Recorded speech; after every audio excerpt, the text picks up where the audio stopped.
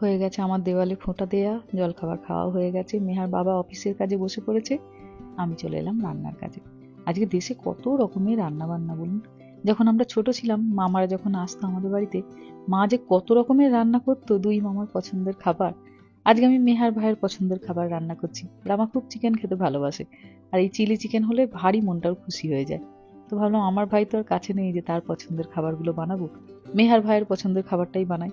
ওইদিকে ভাতটা করে নিয়েছি, আর ফ্রাইড রাইসের জন্য যে সমস্ত টুকটাক সবজিপাতি কাটার দরকার সেগুলো কেটেও ফেলেছি। জোগাড়টা আগে তাড়াতাড়ি করে নিলে রান্নার তখন হু হু করে হয়ে যায়।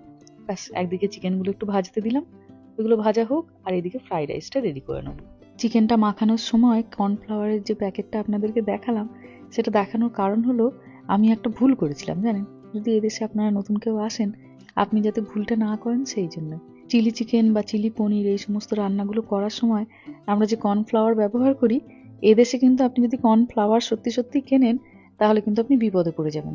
আপনাকে কিনতে হবে কর্ন স্টার্চ, তবে গিয়ে এই চিলি চিকেন বা চিলি পনির বানানোর জন্য যে কর্নফ্লাওয়ারটা দরকার হয় সেটি পাবেন। কর্নফ্লাওয়ার বলে আমি একবার ইন্ডিয়া বাজার থেকে প্রথম যখন এদেশে আসি একটা প্যাকেট কিনে আনি।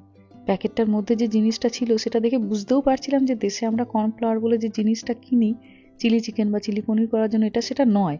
কিন্তু তবু নিয়ে আসি কর্নফ্লাওয়ার লেখা ছিল বলে। এদেশে ফ্লাওয়ার মানেই হচ্ছে আপনার আটা ময়দা এই ধরনের জিনিসগুলো, যেটা মেখে ডো বানিয়ে আপনি কোনো একটা রান্না করবেন। তো সেটা ওই জন্য ওই রকমই এসেছিল, ভুট্টার আটা। কিন্তু তা দিয়ে তো ভালো মতো তৈরি হয়নি। তার অনেক পরে জানতে পেরেছিলাম যে কর্নফ্লাওয়ার নয়, আমরা দেশে যেটা কর্নফ্লাওয়ার বলে কিনি সেটা এদেশে কর্ন স্টার্চ হিসাবে বিক্রি হয়। তারপর থেকে কিনতাম কর্ন স্টার্চ, তারপর থেকে আর অসুবিধা হয়নি। তো আপনি যদি প্রথম আসেন, হয়তো বাড়িতে চিলি চিকেন করছেন, আর ইন্ডিয়া বাজার থেকে যদি কর্নফ্লাওয়ার কিনে আনেন, আমার মতো বিপদ তখন পড়তে হবে। কর্ন স্টার্চটা খুঁজবেন, ওইটা দিলে একদম কর্নফ্লাওয়ারের মতনই হয়। ব্যাস, গল্প করতে করতে দেখুন কতটা কাজ এগিয়েও গেল। এদিকে ফ্রাইড রাইস হয়ে গেছে, এদিকে চিলি চিকেনের বড়াগুলো ভাজা হয়ে গেছে। টুক করে এবার গ্রেভিটা শুধু বানাবো, আর গ্রেভিটার মধ্যে চিকেনগুলো দিয়ে দিলেই তো হয়ে গেল।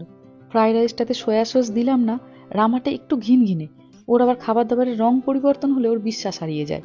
তো চিলি চিকেনটাতে তো দেবোই, তাই ফ্রাইড রাইসটাতে আর দিলাম না, ওটা সাদা সাদাই থাক।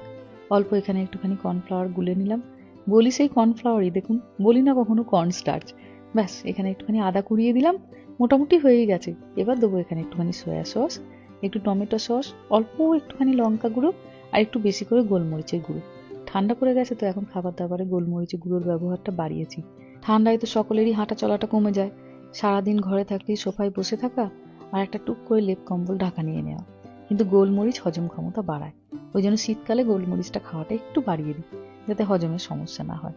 হয়ে গেছে গ্রেভিটা তৈরি। এবার একটুখানি চিকেনগুলো দিয়ে ভালো করে গ্রেভিটার সঙ্গে মিশিয়ে